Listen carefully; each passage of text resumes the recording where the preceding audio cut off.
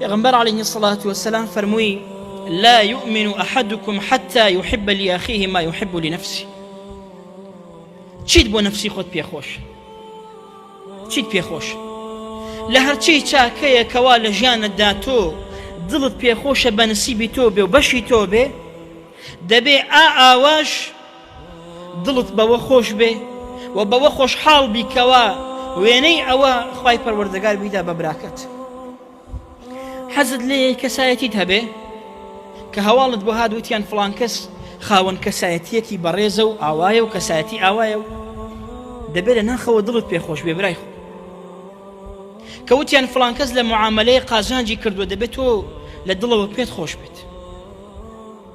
ئەیە گەروان نەبین پێغەمبەر عەلەیهی سڵات وەسەلام فەرمووی ئیمانی هیچ یەکێک لە ئێوە تەواو نییە، والله وبالله وتەڵڵا ئیمانت تەواو نییە. تەواو ئەوە من یەک نیم لەسەر مینبەر ئەو سوێندە دەخۆم یەقینم بە فەرموودەی پێغەمبەرمان هەیە عەلەیهی سڵات وەسەلام. وانین ئیمانمان تەواو نییە، دەبێت بە ئیمانماندا بچینەوە. ئەگەر وانی بۆ وانی بۆ حەز بە خۆشبەختی و خۆشگوزەرانی براکەت ناکەی بۆ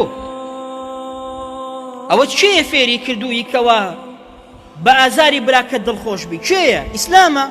ئەخی ئیسلام واناڵێ، ئیسلام دەڵێ ئیمانت تەواو نییە ئەگەر ئەوەی بۆ خۆت پێت خۆشە ئەوەشت پێخۆش نەبێ بۆ براکەت لە چاکە و لە خێر.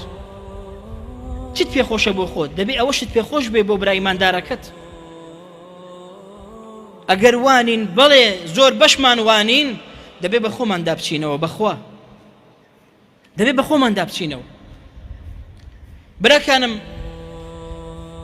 نەیفەرموو زاهیری باوا دەربکەوێت کەوا دڵخۆشە بە خۆشبەختی و بەسەرکەوتن و بەدەستێنانی کاری گەورە بۆ براکەی. زاهیری نەیفەرموو، فەرمووی تاوەکو ئەوەشی پێخۆش نەبێ. پێخۆشبوون چییە؟ لێرەدایە، لێرەدا لە دڵدایە. دەبێ لێرەوە دڵت بەوە خۆش بێ کە براکە سەرکەوتۆ سەرفرازە و خەیری توش بۆ لە دڵەوە. من دەستێکم ناوێکە لە ناخەوە پێچەوانەی بێت، بە هەر دەستی لە ناو دەستی من و تۆدا بێت کە لە ناخەوە دڵی بەوە خۆش بێت تۆ بکەوی. ئەو دەستەم بۆ چییە؟ هەر نەبێ باشترە نەک لە ڕووکاردا برایەتی بنوێنێ و بەڵام لە ناخدا خەنجەری ژەهراویم لێ بدات. من ئەوم بۆ چییە؟ نامەوێ. ئیسلام برایەتێکی لە ئێمە دەوێ کە ئاوا دەستمان خسە ناو دەستی یەکتر ئەو دڵە سەرچاوە و مەزدەڕی ئەوە ببێکەوە ئەو دەستە بجوڵێ بۆ ناو دەستی یەکتر. ئیسلام ئەوەی دەوێ برای من، ئیسلام ئەوەی دەوێت لە ناخەوە ئێمە برایەتی بەرپا بکەین، نەک لە زاهیردا و بەڵام لە